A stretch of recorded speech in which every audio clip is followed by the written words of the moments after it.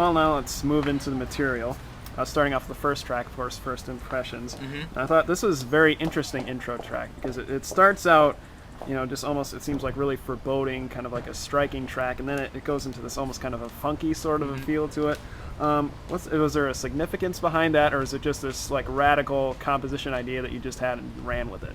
Well, that's hard to say because I guess I really started with that opening riff thing. Yes. And then I knew that couldn't carry a song, so I kind of kept the key, and then I was like, let's just turn this on its ear and go in a completely opposite direction. Exactly. And so what's interesting that opens the CD is because it's not really completely representative of the music because it's very thin instrumentation. It's just guitar, bass, drums, and trumpet.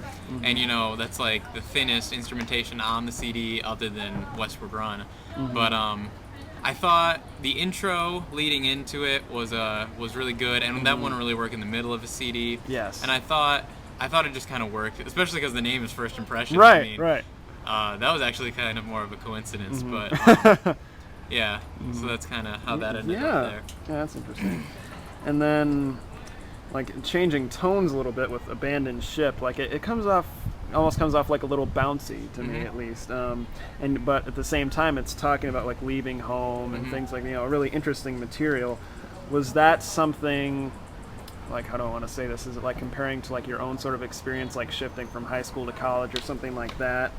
Yeah, I'd say that, and Westward Run are kind of the most personal songs on the CD, like the lyrics that actually reflect me. And yeah, I'd say, hold on, what was, okay, so, I'm losing track of the question. Okay, yes. So, the reason it came second was because, from First Impressions that the thin instrumentation, I wanted to go something really heavy, something more very representative of what I was trying to do. And that one really is because it starts out, it's a very swingy song, it swings a lot, and then all of a sudden in the middle it stops and goes into a straight like salsa groove. Yes, I noticed that. And over this crazy sax solo, and then goes back into the swing feel. And so like that kind of just totally reversal and the heavy instrumentation, I thought that really meshed well with the rest of the CD, and just kind of the way it just starts right from First Impressions, because First Impressions ends like on a cliffhanger, I guess you could say. Yes, it like does. It just drives right up, exactly. and there's no resolution. It goes da da da da and stops. Stops, yes. And then the next one, and then Abandoned Ship starts with ba da da da da, and it starts right in. So I thought that kind of continuation worked well. Yes, it did. And so, I'm always just trying to, I guess, confuse the listener. Not really confused, but just I like to keep things unexpected. And so, yeah. And again, the lyrics, those are probably the most personal. Although it's not exactly about the transition from high school to college. It's more about the transition from being young to kind of moving forward towards your goals.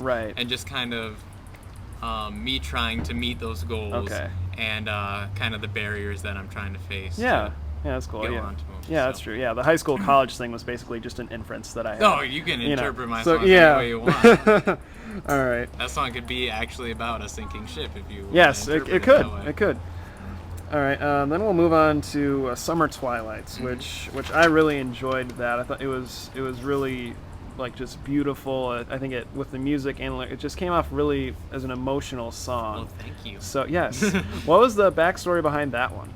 That one is I guess you could thank the Dresden Dolls for that song, because I was going through a huge Dresden Dolls kick, and I was like, I really want to write a big piano, because the thing about the Dresden Dolls is two people.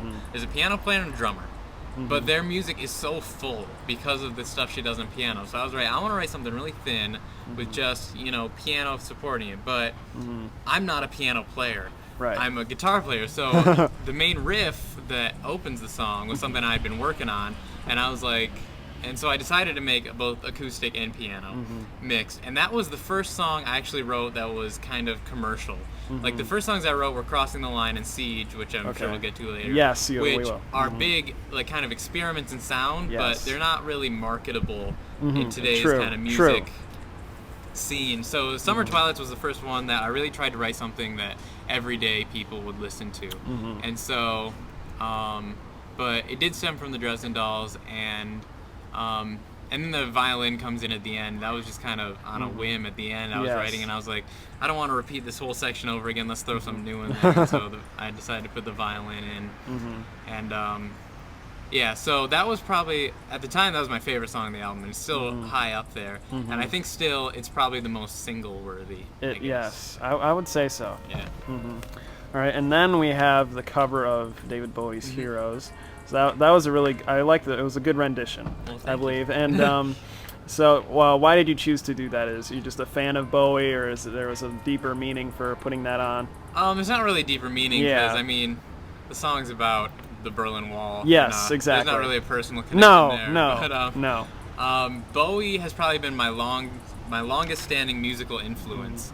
Like, I got into him back in like 6th grade when I was listening to Green Day and you know, pop punk stuff like that, which you know, they don't really come through in my music as much, but Bowie still does.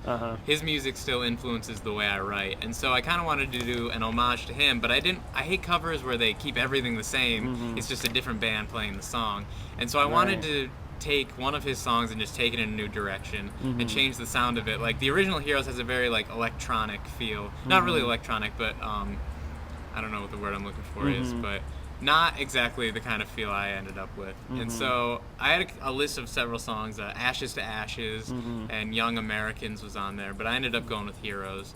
And because I think I started writing the versions of all the songs and then kind of picked which one I liked best, and so Heroes ended up winning. Yeah. So. Right, yeah, that's cool.